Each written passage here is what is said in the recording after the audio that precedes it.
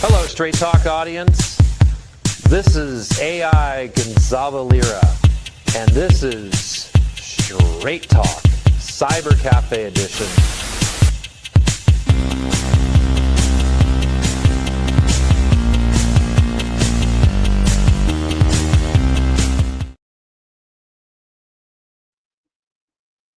Hey, what's up, guys? How you doing? Welcome to another edition of the Liberty Report with Professor Red Pill and Adam Maxwell from the Liberty Rising Group. Today, we're going to be discussing the further series of dystopian future.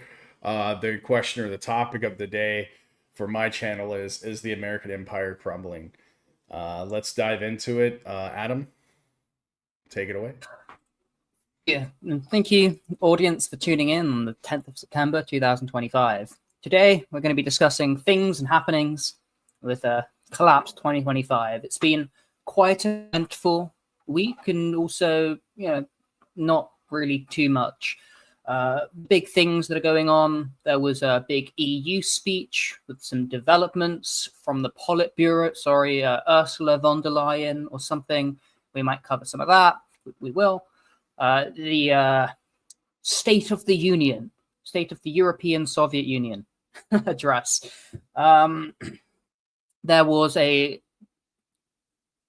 unprovoked, unilateral, unlawful airstrike by the chosen nation against Qatar, to which apparently has not been very, very successful. This appears to be an instance of the tail wagging the dog in terms of the diplomacy of the United States of America. Maybe we can go into that, but I personally think the biggest, most impactful event the past week was the brutal murder of Ukrainian refugee Iryna on the North Carolina Metro tram line by a 14 times convicted violent criminal thug who just murdered this woman because she was a white girl. It's truly horrific footage. It's had a massive impact. It's been mentioned every social media. I've seen it on X, all over Telegram, even LinkedIn. It's like the #1 story right now. Trump's talking about it. Everyone who's anyone's talking about it. It's been radicalizing. It's been horrific. To me, this is the big event of Collapse 2025, and it's emblematic of the past however many years. I mean, it's September 11th tomorrow, so let's call it 24 years of this liberal democracy hyper-accelerated period. But really, we could go all the way back to the 3rd of September, 1939, maybe. Professor, take it away. Yeah, exactly. I mean, the thing is, like I said, in this series, that we've been talking about is dystopian futures. I mean, breaking it down, like my opening argument or opening statement is, basically, we have three empires in question that I'm going to kind of refer to: the Roman Empire, the Russian Empire, and the British Empire, and then now the American Empire. So when we look at post-World War I, that was the collapse of the Russian Empire, became the Soviet Union. Post-World War II, the collapse of the British Empire, and then now we're in World War III. We are in World War III. It is a proxy conflict. It's similar in a lot of ways to World War II, because World War II started with a bunch of border clashes and smaller conflicts, trade wars, currency wars, and eventually segue into a bigger war. So my predictions for collapse, hashtag collapse 2025, that I've been predicting for onwards maybe a decade, since 2014, heavily in the last 3 years. I've been saying that towards the end of 2025 or in 2025, we're going to start seeing a lot of smaller countries or regional empires, or even smaller and more or less significant countries start fighting over resources. Especially when USA gets cut off, you're going to see a lot of civil unrest. conflicts between each other, and we've seen this between Ukraine and Russia that's been ongoing. We saw a conflict arise between Israel and Gaza, and then it segue, as I said, it would turn into a regional conflict between Israel and Iran, which has occurred in 2025. Then I said there would be, or not said there would be, but I basically said there would be continued conflicts. So we have recently in Thailand, we had Thailand and who are the Vietnam? Or no, it was Thailand and Laos, right? Myanmar, I believe. Myanmar, okay. And then South America, we had Uruguay. Was it Uruguay and Argentina, or was it Uruguay and Uruguay and Argentina, I believe, right? I don't think Argentina's at war. Not Argentina, but Uruguay and Venezuela, Guyana, yeah, French Guyana. Yeah. There's a thing going on there. So that was a lot of these have been over energy issues, energy crisis, and like it is what it is. There's Armenia and Azerbaijan. I mean Pakistan, India. That I think I mentioned that. And like I said, this is just the beginning. This is gonna continue to grow, and like I said, right now the regional conflicts, they've been brewing for a while. We have Taiwan and China. So I mean, like I said, these will stay regional for a while. I think until we're in the collapse right now. We're beginning stages of this dystopian future. We're heading into a dark ages, a technocracy. The United States is. I predicted that there would be a major correction here in the fall. 60 to 70% correction coming in the housing, financial markets, and energy markets. Said this 2 years ago. If that doesn't happen, most likely it's going to be a slower burn, and it's going to continue to decline into chaos, into possible global major conflicts. But the situation is, I believe we're headed into like we're in a collapse right now, sociologically, geopolitically, as well as financially, economically. You can see it in like Georgia right now. I think there's a post that came out. I posted in the Telegram group.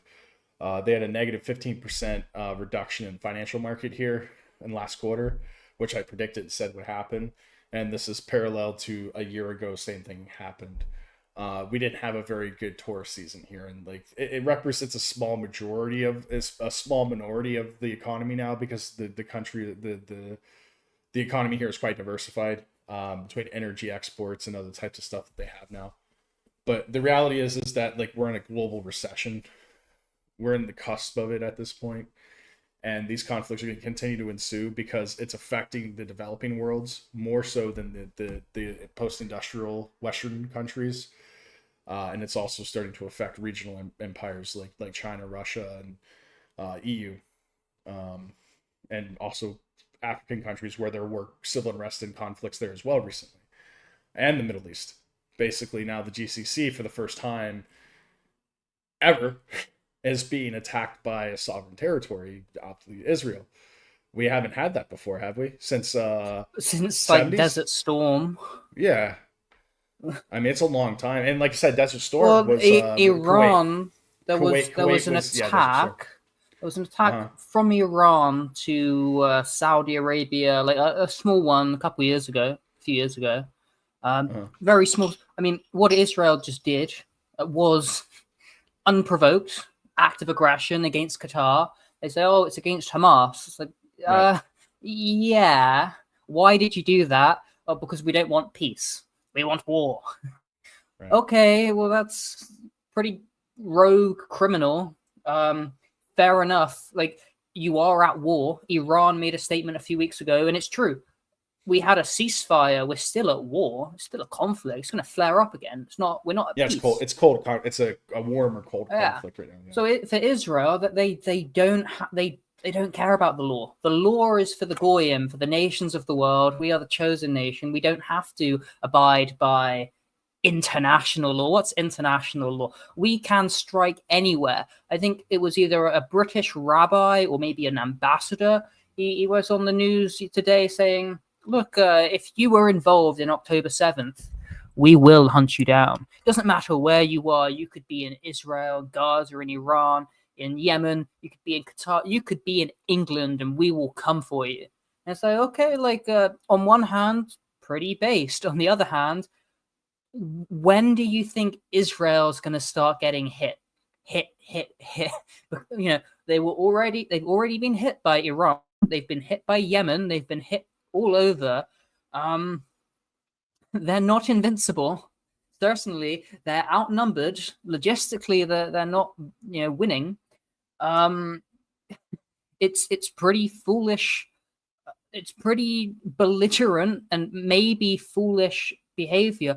But you have to recognize and understand that the Israeli conception is we are at war, push for war, push, and America will join in.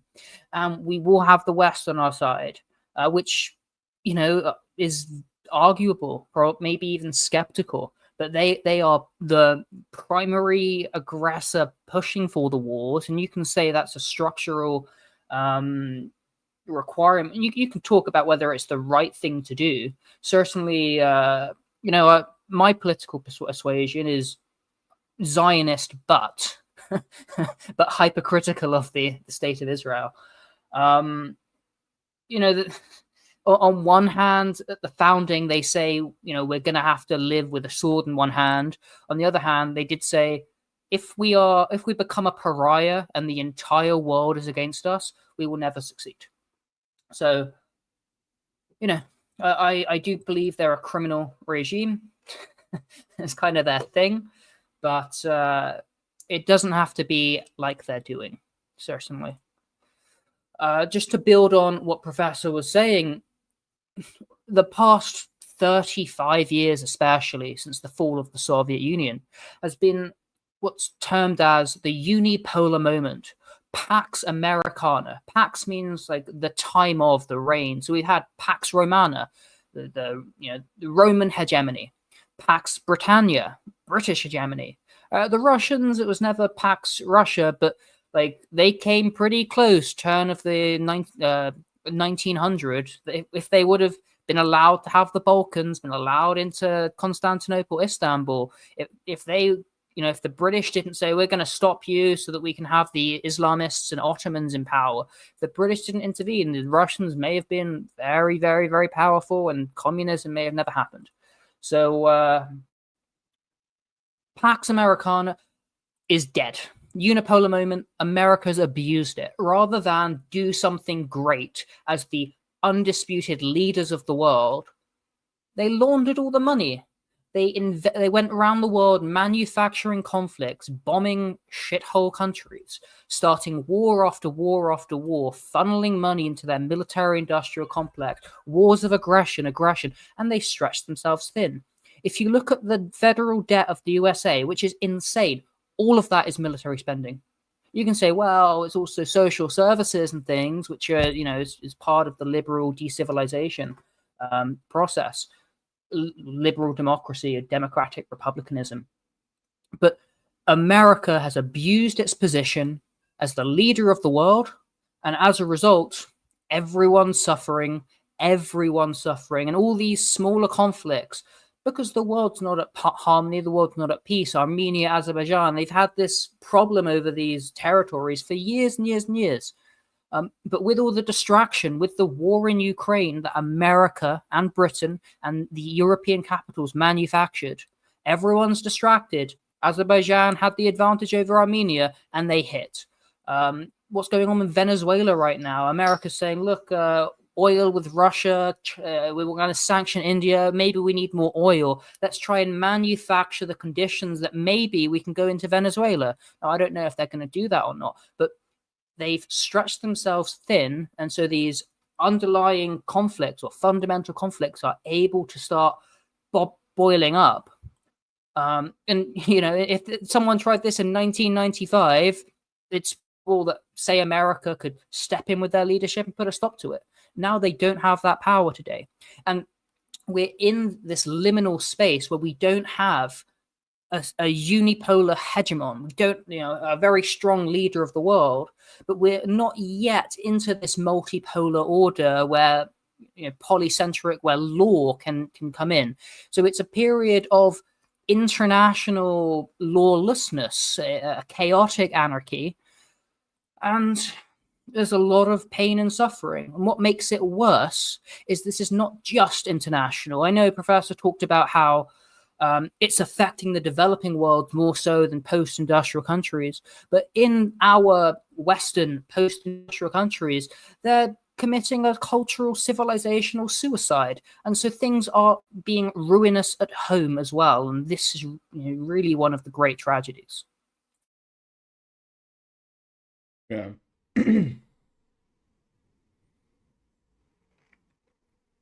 Oh yeah, sorry. Yeah. Another wonderful secret, I guess, is I love this train story because it reinforces all of my bigotry.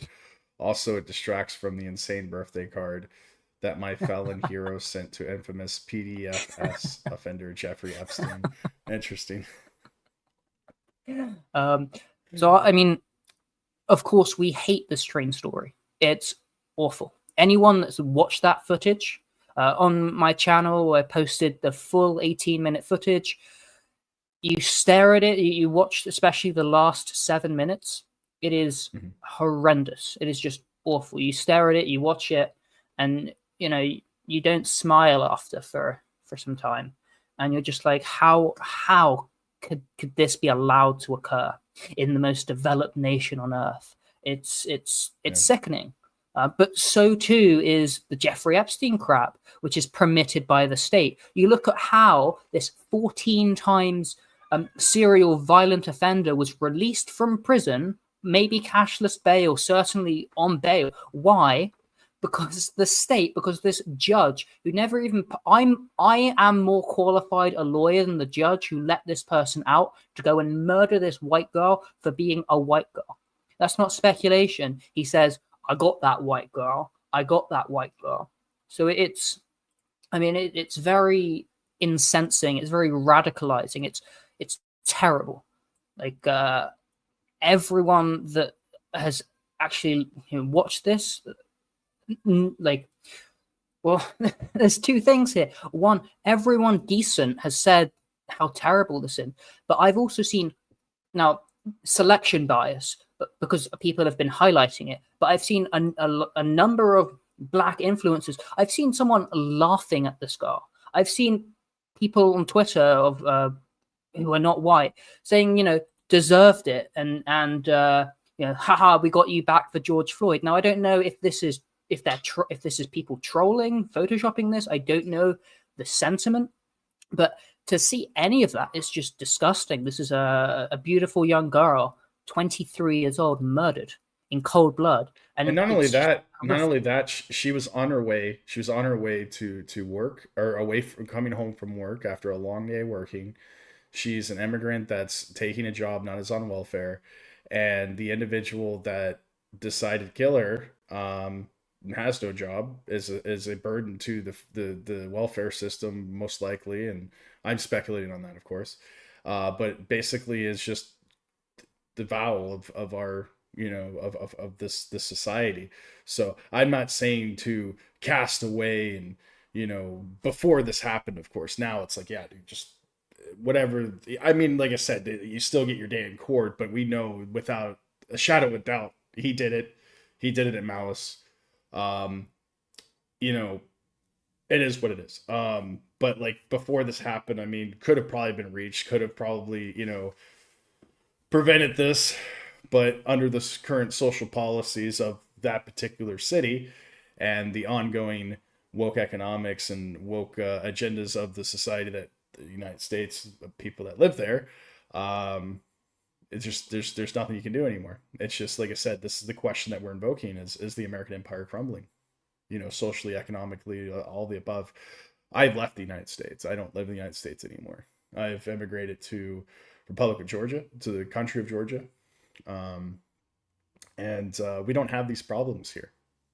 We just don't have these issues.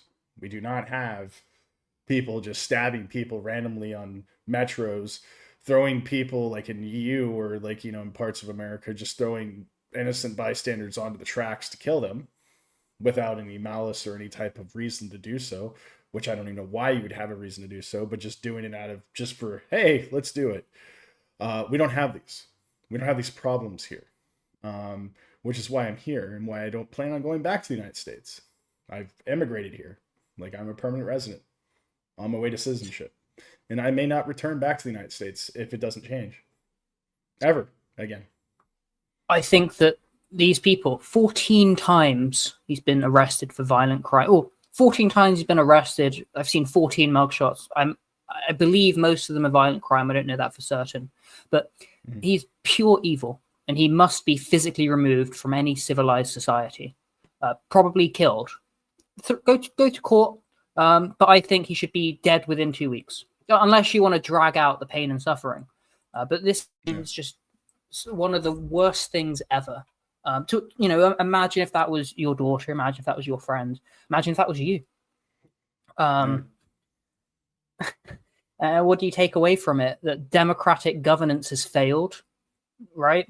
Specifically, I'm talking about left-wing Democrat. Right. I talk often about democracy, and this is maybe a function of it, but this is specifically left-wing Democrat George Soros type rule. This judge who never passed the bar, as far as I know, hasn't gone to law school, is a member of a non-government organization where she's getting like 10% of the money that's promoting trying to get these people out of prison. It's disgustingly self-interested and DEI, right? I don't think I would be qualified to be a judge like her, unless maybe I'm black. Then, give me the position, give me the money, give me hundreds of thousands of dollars. It's just so sick what's occurred today. Not today, this past week. It's terrible. Yeah. And again, the images. Another wonderful secret. Just at the end, you say this one needs to be talked about for many days. This needs to be talked. I mean, George Floyd, right? Career criminal, overdosed on fentanyl, caught, committing crimes. Then he resisted the police. Like, Chauvin, I don't care about him because he's a system pig. So, throw the book at him, even if he didn't deserve it, even if it was an injustice against him in this instance. But George Floyd, they're still talking about him 5 years later. This innocent Ukrainian refugee who fled a war zone. Why are we still talking? Invasion. You talking about George Floyd? George Floyd? Why are we still talking about him? Isn't this over yet? I mean, Epstein or George Floyd Epstein. Okay, never mind. I'm sorry. Yeah. Like, I pin whatever I pin on my Telegram channel. This is one of those pictures that is there, shall remain pinned. It is so radical. You look at the image, you look at the horror. It is just, you read into the story, but even just at a glance, you just look at it and you say, oh my goodness, how could this be allowed to occur? How did this occur? What do we take away from this? How do we as a people, as a society, as an individual, what went wrong? And a lot's gone wrong to enable this state of affairs. Yeah. I mean, it's like it's crumbling.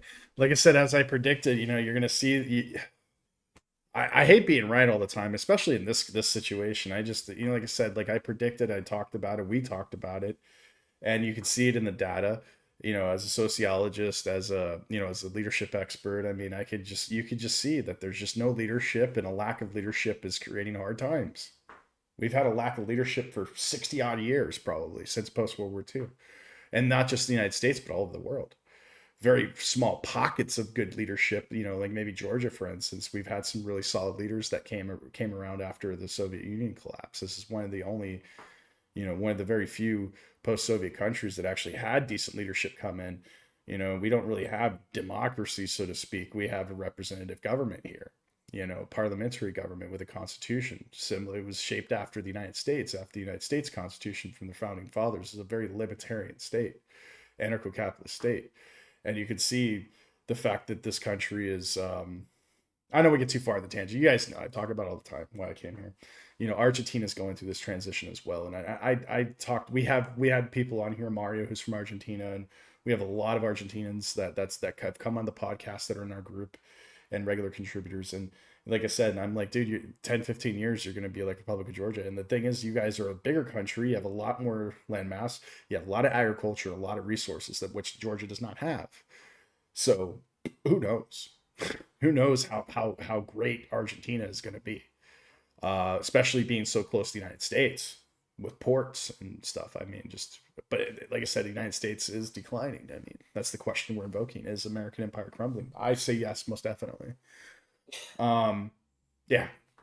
Just quickly, Argentina used to be the richest country in South America, maybe even Correct. wider than that. And the Americas, it was one of the richest in the Americas as well. Yeah, of course. And then 70 years of socialism. On leadership, Yeah. you look at the footage. Now, I've had some first aid training. I've had some medical training. Not so well, I'm not a doctor or a nurse or anything, but and I don't live in North Carolina.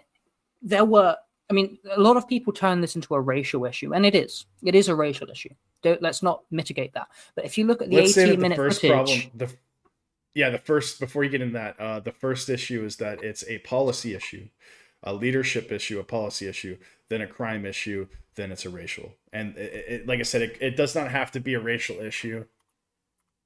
It's a failure of leadership and ongoing policies from the boomer generation, from the Civil Rights Act of 1964 onward, which, MLK was like, dude, we had the Civil Rights Act for a reason, because, MLK was like, dude, we should be judged by our character, not by what the traits that we were born with.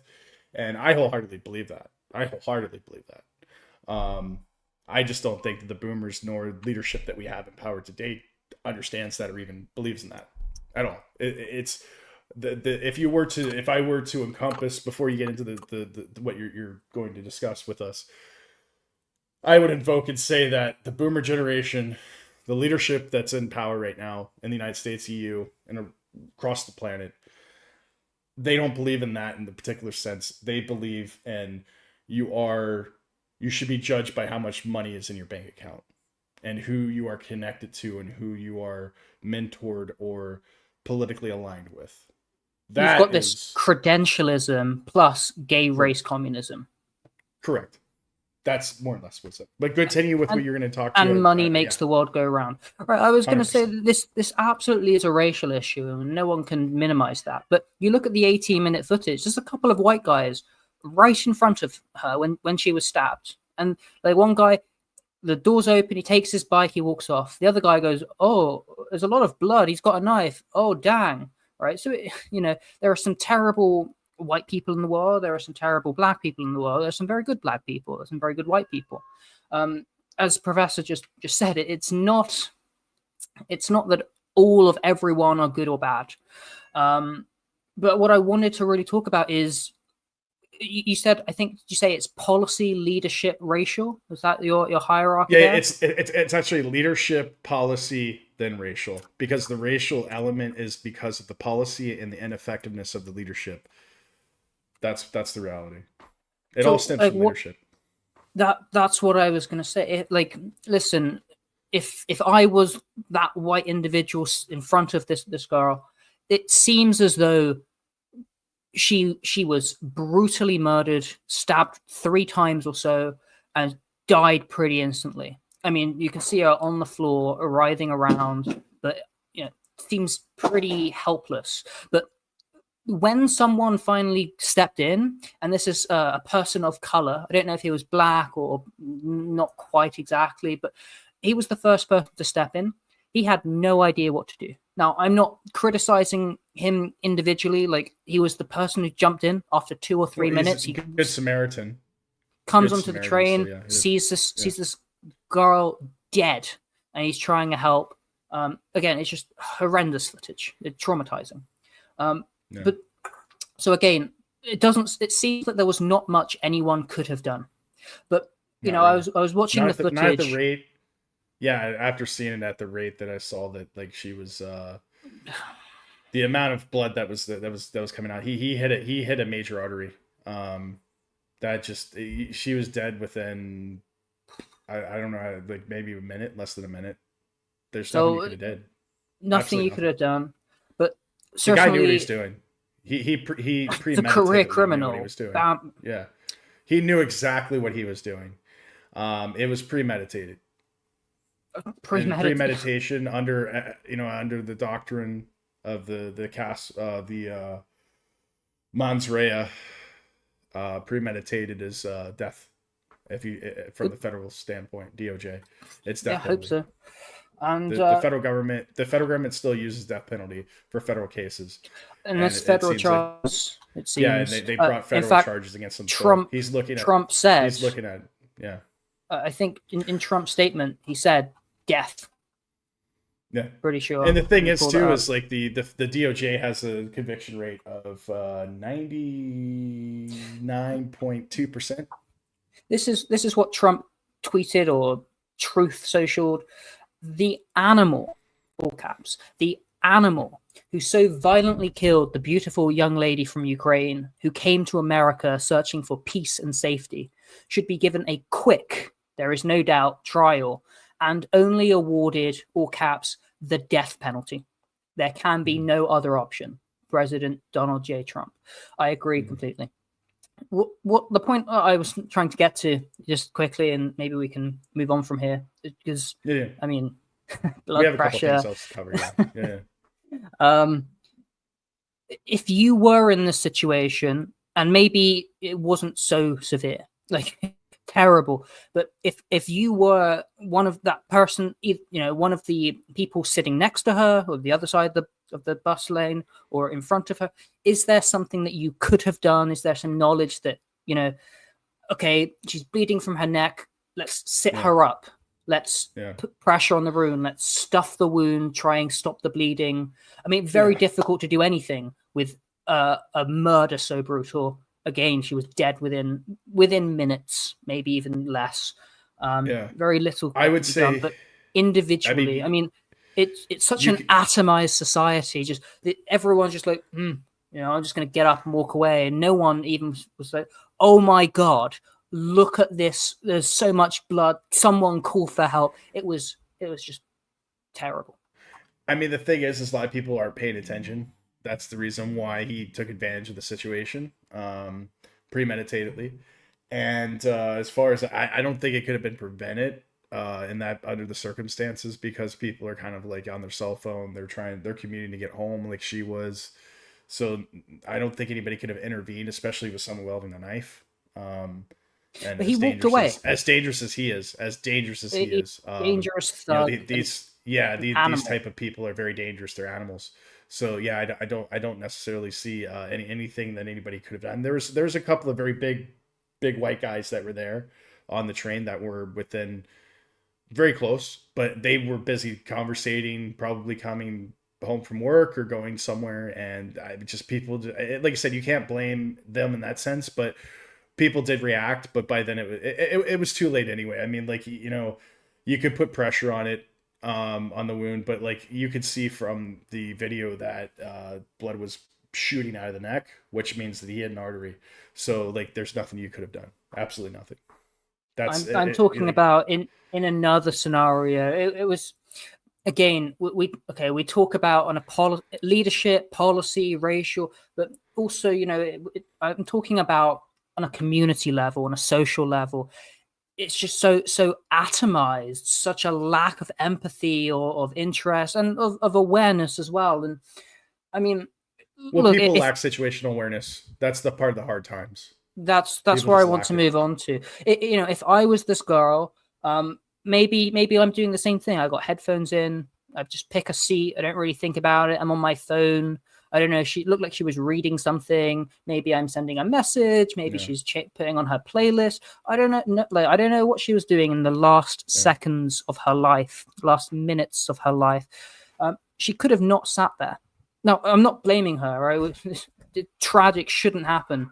But with moving on from what horrendous happened, American empire crumbling, the society around you is collapsing. What can you do? You can be better aware. You can have some training. Off is self-awareness, or like understanding your surroundings, situational awareness, understanding that when you see criminals like that, you need to just avoid those people. So you'll just wait for the next train. If it's sketchy and you see those type of individuals getting on a train or transit or anywhere, try to get out of the area as quick as possible or away from them, and don't do commerce with them. Don't interact with these individuals at all. Criminals like this. And like I said, it's pretty obvious. You can tell who's a criminal based off of how they look. Obviously, he looked like a criminal. So yeah, just avoid these people at all costs. And your supermarkets, if you're serving food, just don't serve food to them. This sort of stuff.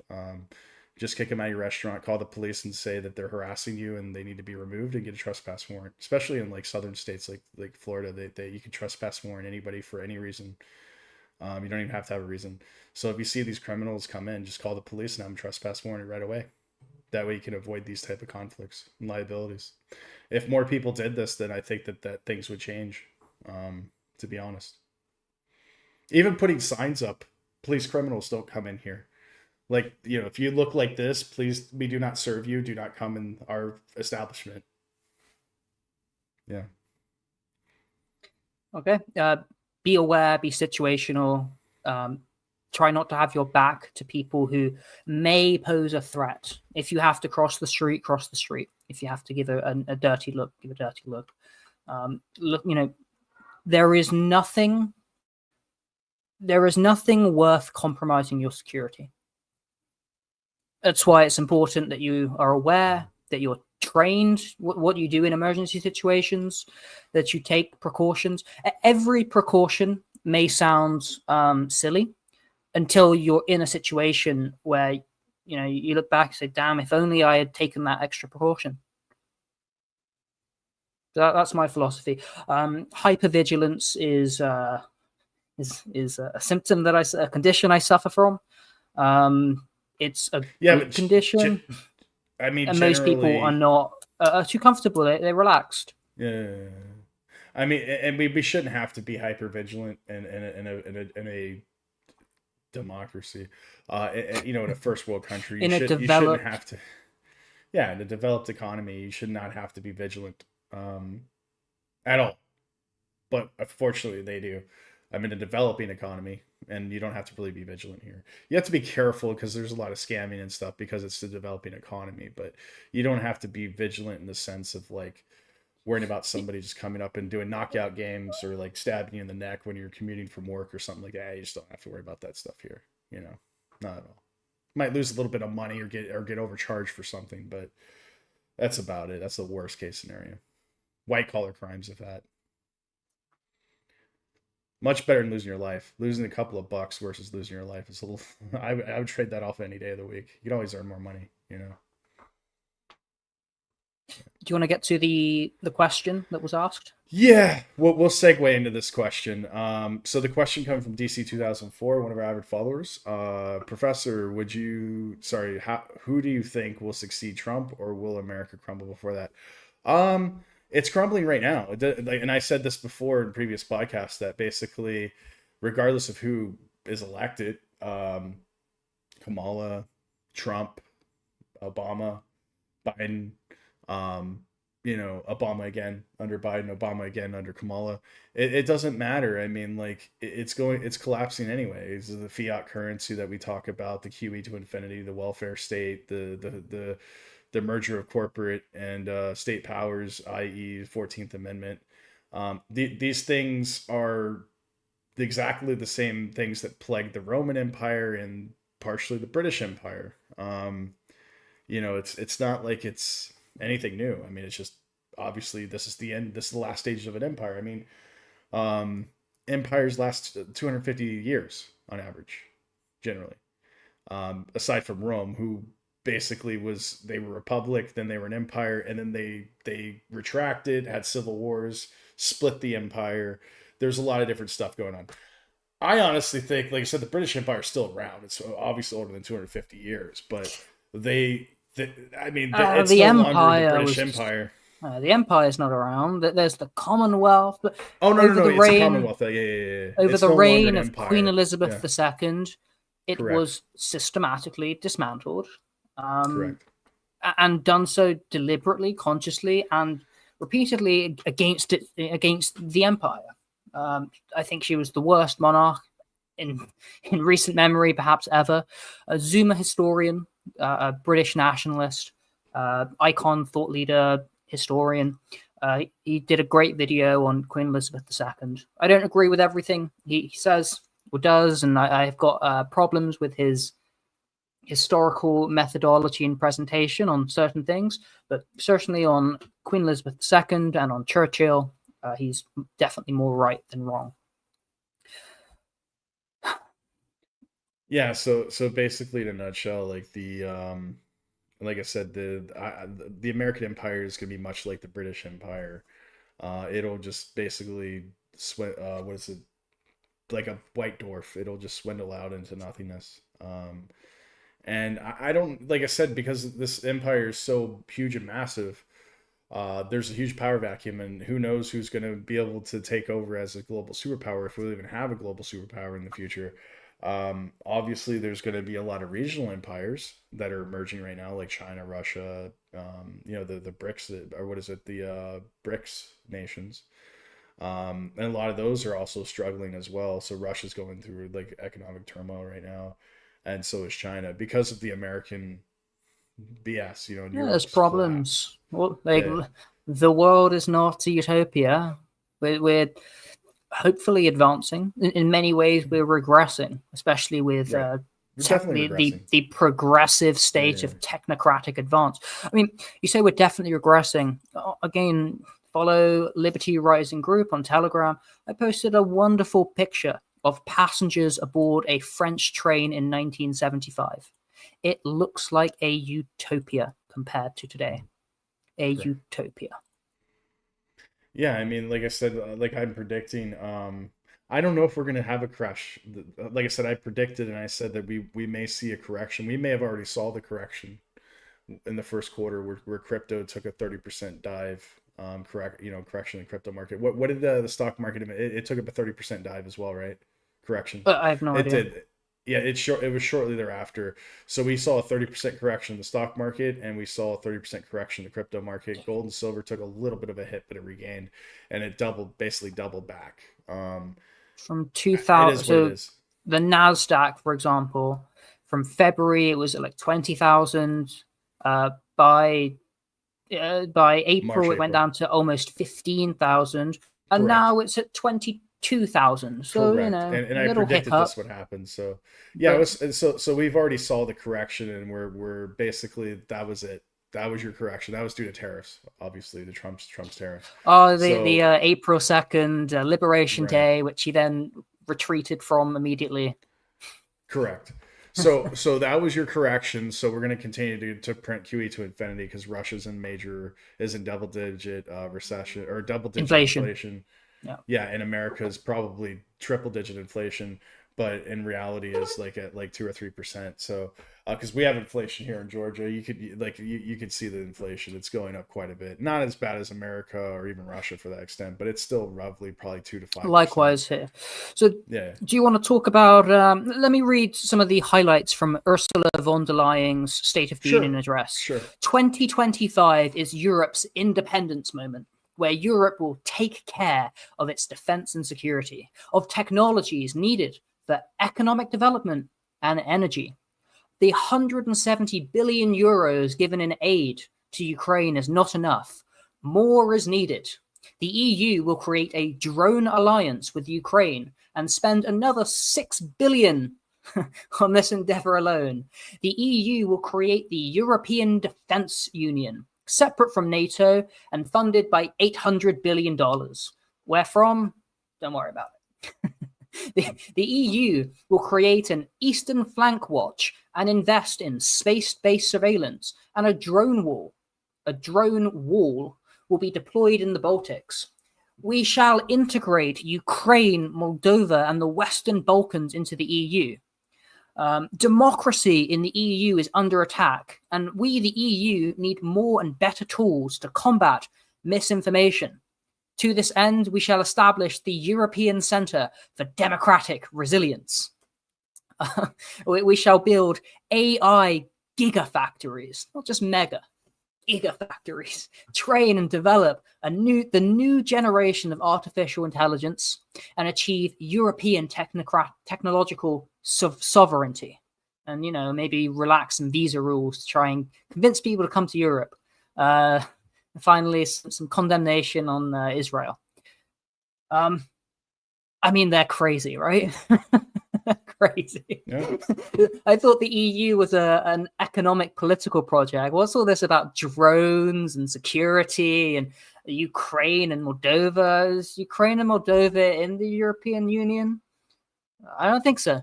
I don't think. Putin put out a statement the past week. He said, we've never objected in the past to Ukraine joining the European Union.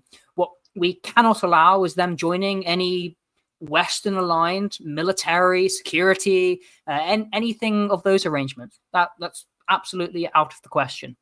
Now, the EU, it seems, especially based on that State of the Union, that doesn't read to me like an economic, political, super project. It reads to me like a military bloc, a military political. It's just integration,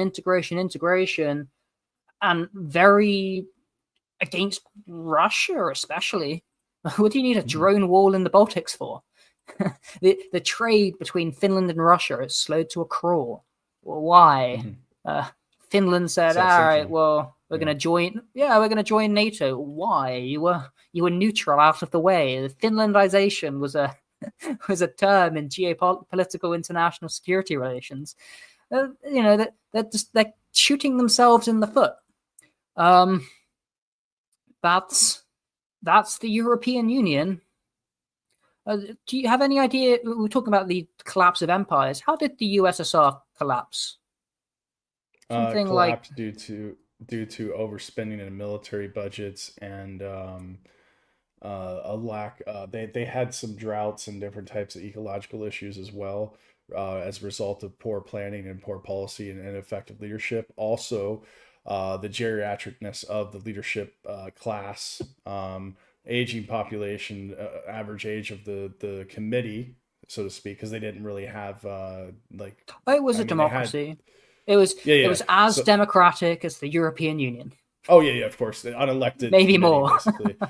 So the unelected committee was, I think, besides Gorbachev, was average age was 65 to 70 years old, and it's not much dissimilar from the United States and even parts of the European Union. So and also Russia currently today with Putin and Medvedev, and China under Xi Jinping.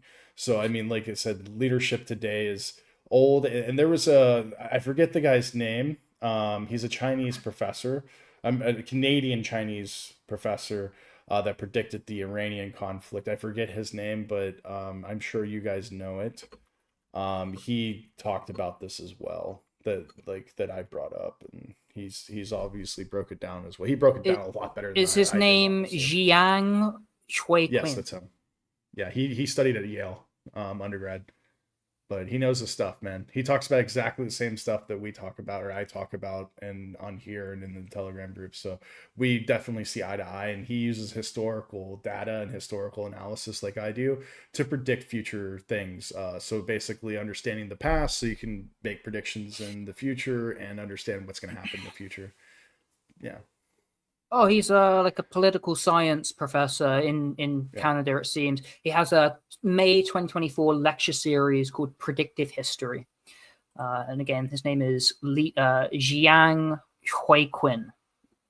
A very articulate, eloquent, accurate assessment of the collapse of the USSR.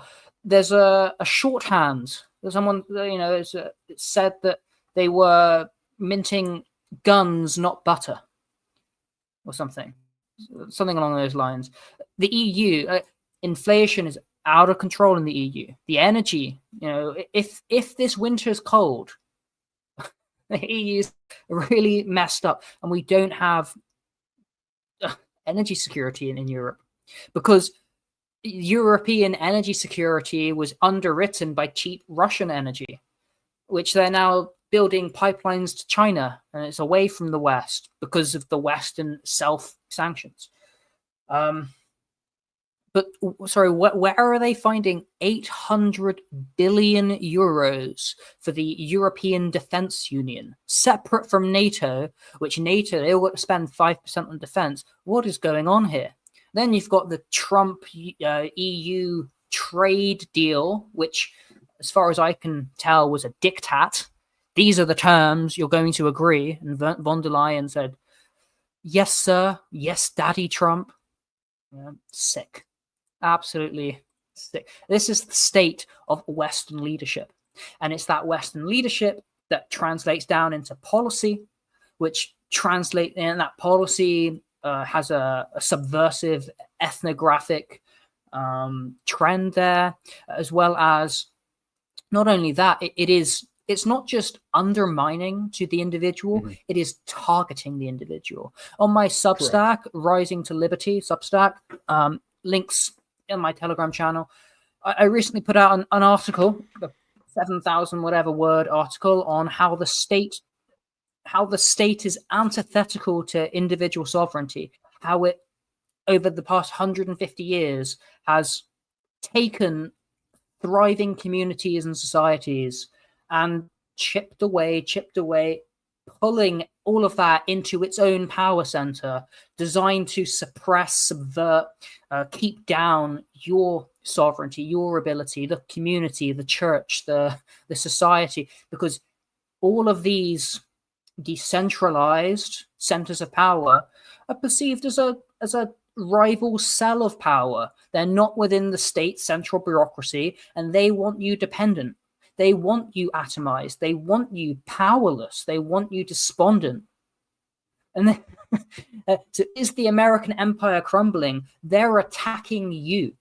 They're attacking you on an individual level, on a system level, on a policy level, on an imperial level. We talked about this a lot in the last episode, how I discussed that Lenin's conception of Western imperialism was so exploitative. They're going to exploit the third world and give the benefits to its citizens. And I said, I'm not critiquing them as 100 years ago. I mean, lots of critiques. But on this point, I'm not critiquing his theory. It was 100 years ago. But they're way more evil than that, because they lost their ability to really exploit the third world as they wanted to. So now they just exploit their own people and subvert their own people. And it's just so much of it is sick. Exactly.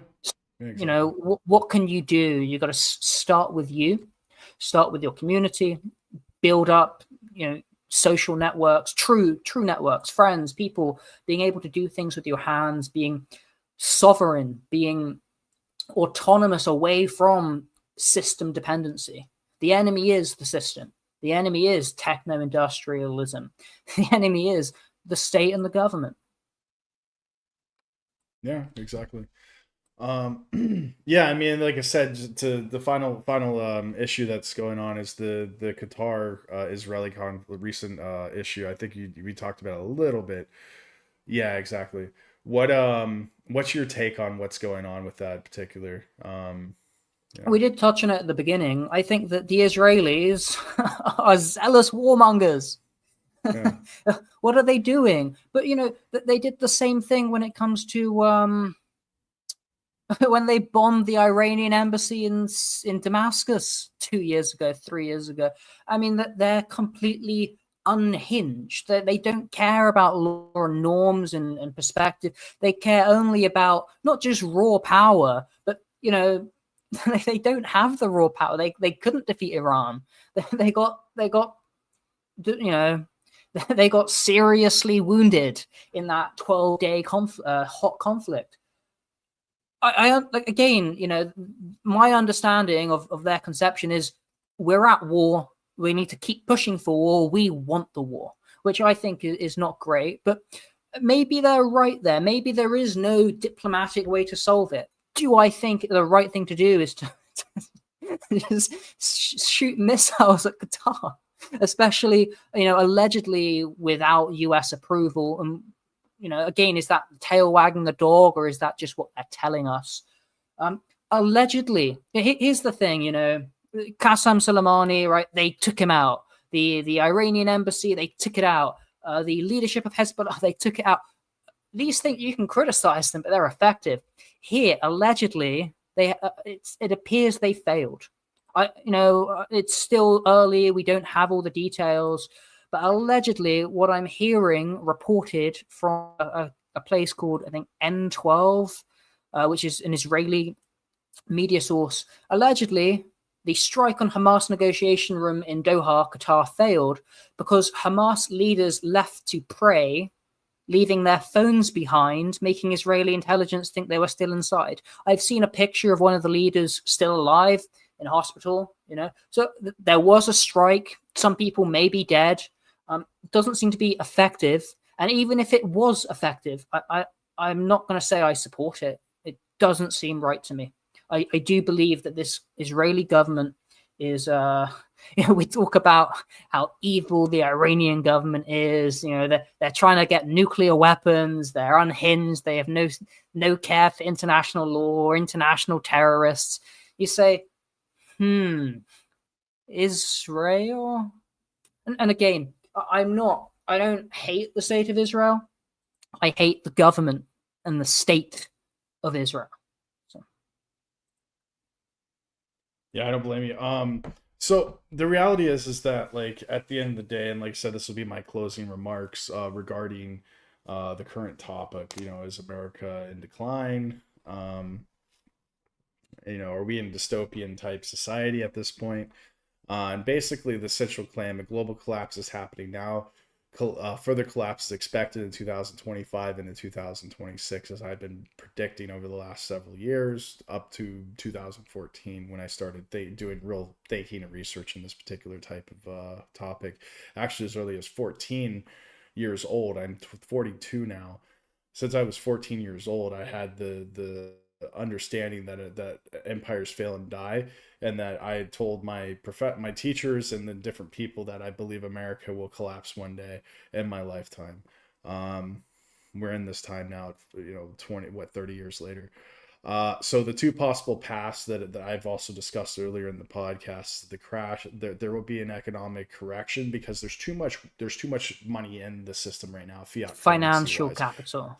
Correct. And a lot of this is the Keynesian type theory that's involved in this, and a lot of economists that are on YouTube that they're like, oh, we don't believe them, but these are academics and they've done the research, and they basically say that these boom and bust cycles under fiat currency is a result of too much cash in the system, QE, and all of this different things, the speculation, and that generally banks issue loans and money, and in order to correct that, it's not through lowering interest rates or increasing interest rates. It's not through manipulating interest rates. The boom bust cycle. The boom bust cycle is a result of central bank manipulation of the economy, distorting real prices, creating systems, periods of overinvestment, and then that leads to malinvestment, bad investment, zombie corporations, and mandates of correction. So this boom bust cycle, it's not just QE, it's just printing money. Every time the government does something, it is distorting the market, and that's what causes most of the problems. Correct. So the reality is that these bust cycles, like 08 recession, the difference between the 08 recession and then 29 crash, and there was a crash in the 80s as well, is that basically when these busts happen, when these bubbles burst, they eliminate cash out of the marketplace. So in 2008, I think it was $17 trillion just in the United States alone was erased from the economy. We've regained not all of that, but we've regained, we still haven't caught up to that. So the reality is that inflation has skyrocketed, and I don't think we're ever going to get to that bubble for a long time that we've lost.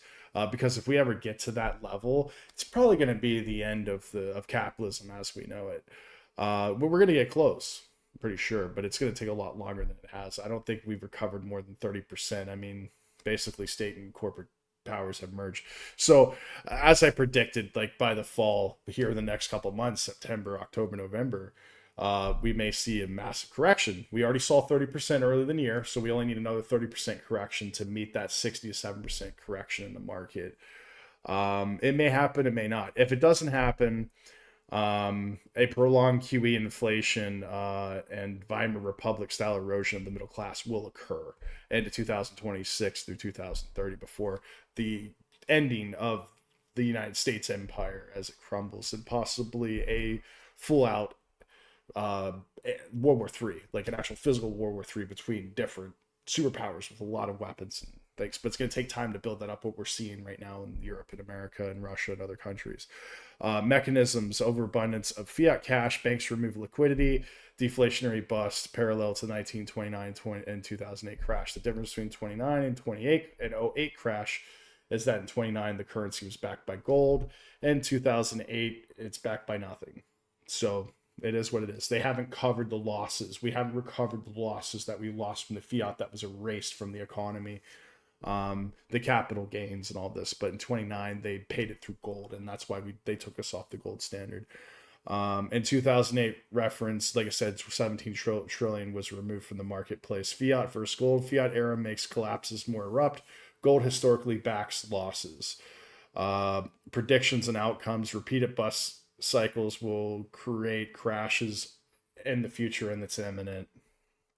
Middle class will continue to erode if like I said, it is what it is. You're going to see the huge disparity between the super elite and the poor, and this is what I'm talking about with are we headed towards a dystopian future of a technocracy similar to what you saw in 20, in like Blade Runner, for instance, other types of dystopian societies, 1984, Brave New World, etc., so on and so forth.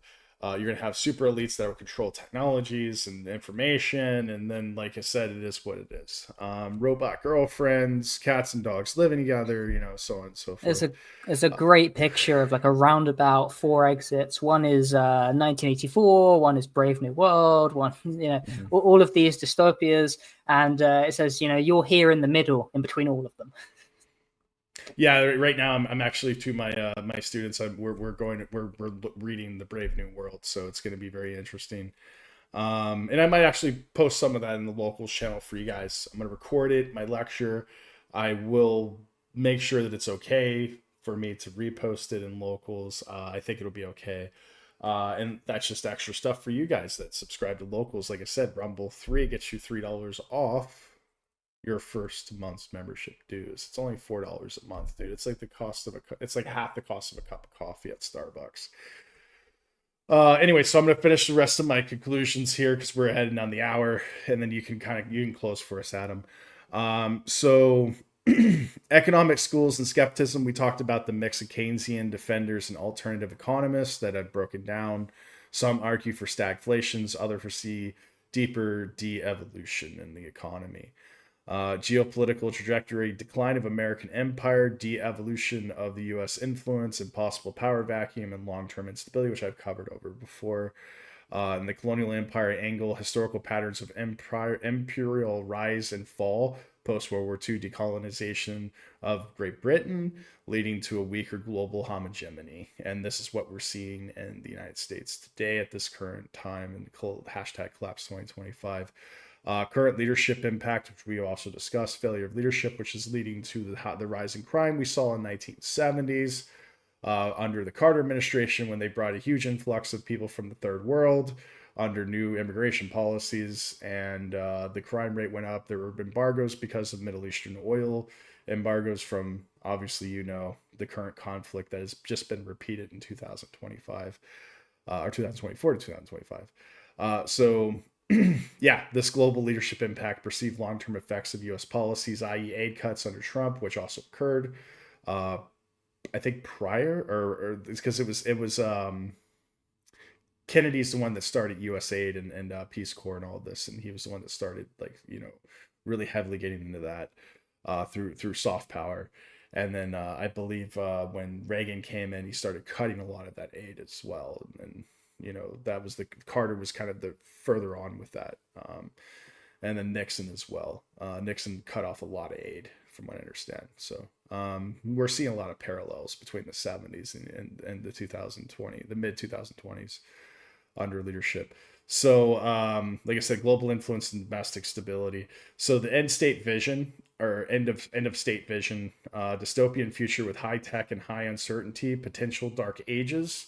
Dark ages being what happened during the Dark Ages in the medieval period. There was a huge disparity between the super rich and the super poor, the vagabonds and the serfs. There was a lot of power unless you were a duke or of nobility class. And this perceived into the Renaissance and the Victorian era, where there was more stability, and there was a huge like I said, there was a huge middle class that arose within the caste system. Also, what's going to be discussed in the Brave New World. If I'm able to actually read podcasts or re-upload that, you guys will get that information. So there's a potential dark ages despite technological advances. So technology will probably continue to advance, and I often say that technologies see leaps and bounds during times of civil unrest or hard times, because people have more time to think and less time to basically work, because you're in economic disparity, and basically hard men create good times. So those hard men are going to be thinking of viable solutions for their difficulties in life. And that's why during the Dark Ages, we saw huge advancements as well. During World War II, during World War I, World War II with the advancement of the nuclear, the splitting of the atom, jet propulsion, rocketry, all of this wonderful stuff that we use today. The internet started out of the World War II towards the end into the Cold War. And these different wars are competition with transformational leadership that arose during these times. And right now, there's no real division. I mean, we're all trading with each other in this global homo agenda. And that's why there's just a lack of leadership, because we're in very good times right now, even though we're heading dystopia type era, because women don't want to marry men don't want to marry women, people don't want to have kids, the genders hate each other. We have aging geriatric leadership and everything that we basically discuss on the podcast and the Telegram group. Links in the description. Join my locals, join Adam's locals, member Liberty Rising group, and mine is the T Club. That's all I'm going to say for my closing argument. We're at an hour is 6 minutes. Take it away, Adam, and we'll conclude. The world is going to shit. The world's always going to shit. Again, are we in the collapse? Yes. For example, take the Queen of England. You take her at the beginning of her reign, take her at the end of the reign. People, they may have said 50s, 60s, 70s, 80s, 90s. Yeah, some things are going downhill. But, is it really going to hell in a handbasket? You take the snapshot at the end, you take the snapshot at the beginning, and you say, yes, actually, yes, things have been a disaster. This is a collapse. If you showed someone today, 50 plus years ago, they would say, what a dystopian future. So what are the economics of dystopian future? Exactly what's going on. Collapse is occurring. We are enduring collapse. What can you do about it? You have to reject their system. You have to build yourself. You have to be self-reliant. What Professor talks about with Sigma leadership. Disconnect from their dependency. Build yourself up. I know it's difficult. I mean, I'm struggling through self-sufficiency presently, and we all struggle through a lot. But this is what we must strive towards. Especially set a plan. 4 years, 5 years. How where are you going to be? How are you going to be positioned so that you can be independent, not dependent on the system, and sovereign, right? Individual sovereignty. So even though the world is going to crap, you're not going to be stabbed to death brutally by one of the system's favorite little criminal animals who's been let out of prison 14 times for violent offenses. I mean, absolutely terrible story. So look, this week it's been terrible. It's been more of the same. Don't black pill, red pill. If you can, white pill. If you're doing well for yourself, good. get yourself independent financially, economically, socially, politically, right? Screw politics, screw their systems, screw everything that they try and impose against you.